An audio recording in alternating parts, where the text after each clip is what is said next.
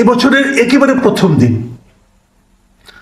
অন্তর্বর্তীকালীন সরকারের যে উপদেষ্টা পরিষদ আছে তাদের একটা বৈঠকে একটা সিদ্ধান্ত পাশ হয়েছিল, যে সিদ্ধান্তের প্রভাব আমাদের দেশে নিম্নবিত্ত মধ্যবিত্ত শ্রেণীর মানুষকে আগামীতে বহন করতে হবে, এবং সেটা হবে খুবই একটা নেতিবাচক প্রভাব।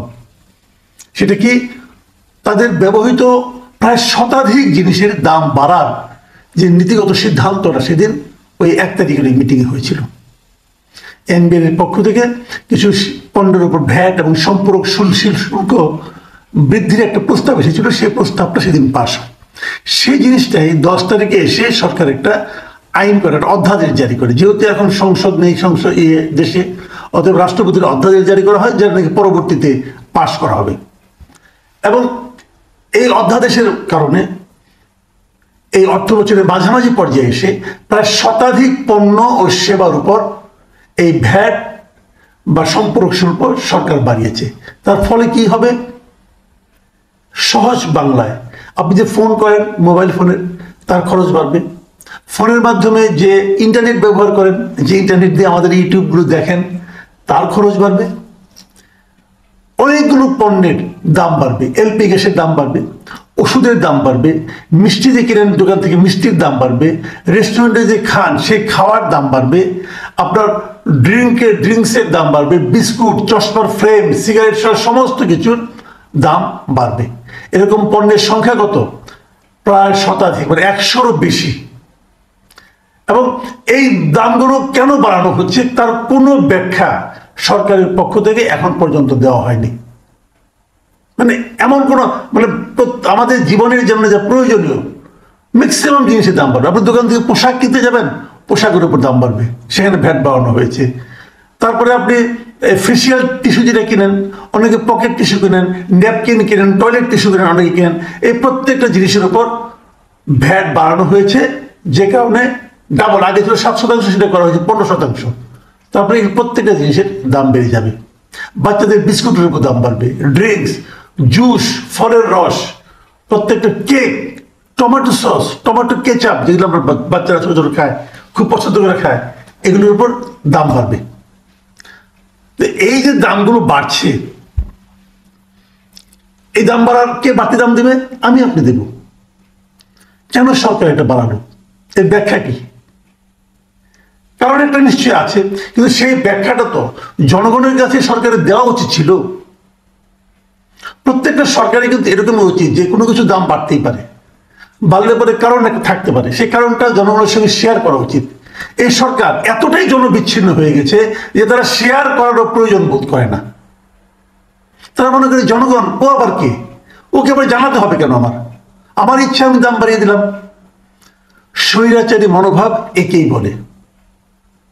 আমরা ক্রমাগত দেখতে পাচ্ছি যে স্বৈরাচার বিতাড়নের পর আমরা যে সরকারটা পেলাম, সেই সরকারটা ঠিক ওই আগের মতোই স্বৈরাচারী আচরণ করছে।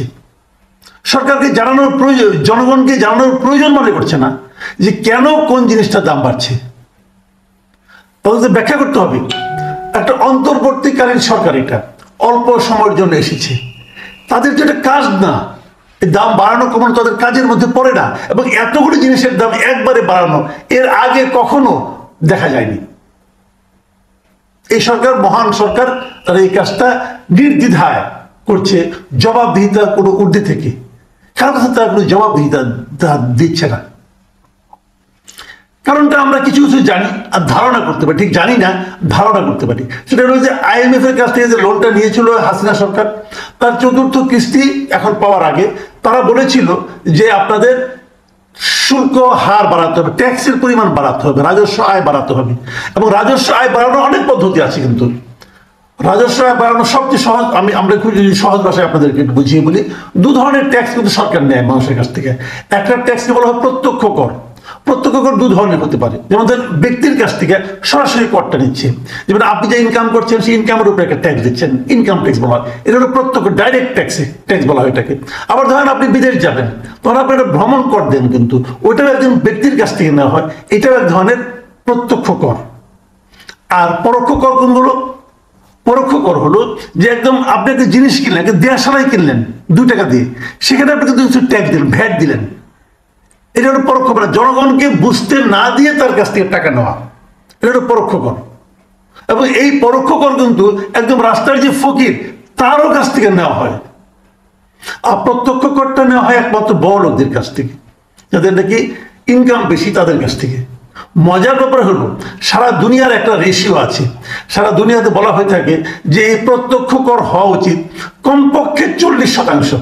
এটি নিয়ম, মোটামুটি উন্নত দেশগুলোতে এরকমই হয় যে প্রত্যক্ষ কর হয় 40% মতো, মানে ধনীদের কাছ থেকে 40 যা ট্যাক্স তারা পায়, মানে সারা সরকার যে পরিমাণ ট্যাক্স আদায় করে তার 40% আদায় করে এই ধনীদের কাছ থেকে সরাসরি ট্যাক্স নেওয়ার মাধ্যমে। বাংলাদেশে সেটার পরিমাণ 20 থেকে 25-এর মধ্যে ঘোরাফেরা করে। একান্ত দরিদ্র লোককেও ট্যাক্স দিতে হয়, কিন্তু বড় লোকদেরকে তারা ট্যাক্স ফাঁকি দেয় এবং সেই ট্যাক্সটা আদায় করতে পারে। এই যে বড় বড় ব্যবসায়ী দেখেন,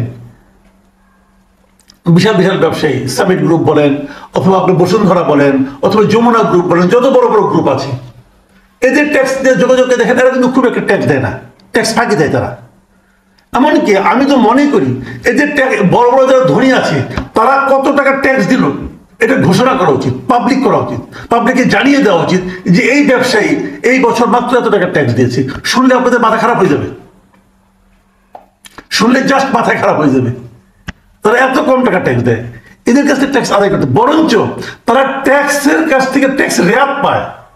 সরকার নানা রকম আইন করে, নানা রকম ফন্দি ফিকির করে তাদেরকে ট্যাক্স মওকুফ করে দেয়, তাদের শুধু মওকুফ করে দেয়। যত বাহাদুরি গরিব মানুষের উপর থেকে নেওয়া। তো এই যে ট্যাক্সটা নিচ্ছে, এই নেওয়ার মাধ্যমে নানা রকম ফন্দি ফিকির করে মানুষকে যে মানে আপনার কঠিন নিগড়ের মধ্যে ঢুকাচ্ছে, তো এই মানুষগুলো বাঁচবে কিভাবে? এতদিন দেখেন একটা ট্রাক সেল ছিল, ট্রাকে করে গরিব মানুষের জন্য কিছু পণ্য দেওয়া হতো, সেটাও বন্ধ করে দেওয়া হয়েছে। 1 কোটির মতো লোককে টিসিবির কার্ড দেওয়া হয়েছিল, ওগুলো নাকি একই লোককে মানে বিভিন্ন রকম সরকারের সরকারের যারা ক্ষমতাসীন যারা ছিল তাদের আত্মীয় স্বজনকে দেওয়া হয়েছিল। এরকম 37 লাখের মতো কার্ড বাতিল করা হয়েছে। ঠিক আছে, বাতিল করেছেন, ওগুলো অন্যায় হয়েছে। তো 37 লাখ কার্ড যখন বাতিল করে থাকেন, সেটা আপনি ট্রাক সেল বাড়ান, ওই পণ্যটা ট্রাকের মাধ্যমে দেন। প্রত্যেকটা বাজারের মধ্যে আমি তো মনে করি প্রত্যেকটা বড় বড় বাজারের 4 পাশে যদি 4টা ট্রাক থাকে তাহলে দ্রব্যমূল্য বাড়তেই পারে না। 4টা ট্রাক দিয়ে আপনি সেল করেন, গরিব মানুষ লাইন দিয়ে কিনবে, এই ব্যবস্থাটা করেন। সেদিকে মন নাই, কিন্তু মন কোন দিকে? ওটাকে বন্ধ করতে হবে। গরিব মানুষ আরো মরুক, না খেয়ে মরুক। গরিব মানুষের প্রত্যেকটা জিনিসের উপর দাম বাড়াতে হবে। গ্যাসের দাম তো বাড়বে, কয়েকদিন আগে শুনলেন আপনারা, সব বাড়বে। তাহলে মানুষ বাঁচবে কিভাবে? মানুষের আয় কি বেড়েছে? নিম্ন মধ্যবিত্ত বেসরকারি চাকরিজীবী কারো আয় বেড়েছে? সরকারি চাকরিজীবীদের জন্য তো আপনারা একটা মহার্ঘভাতার ব্যবস্থা করেছেন। এই যে বাস্তবতাটা, এই বাস্তবতা এবং সরকারের যে আচরণ, সাধারণ মানুষের প্রতি সরকারের যে আচরণ, সে আচরণটাকে আমি এই সরকারের যে ক্যারেক্টার, সেই ক্যারেক্টারকে স্বৈরাচারী ছাড়া আর কিছু বলতে পারছি না। এ সরকার আমার বিবেচনায় স্বৈরাচারী হয়ে গেছে।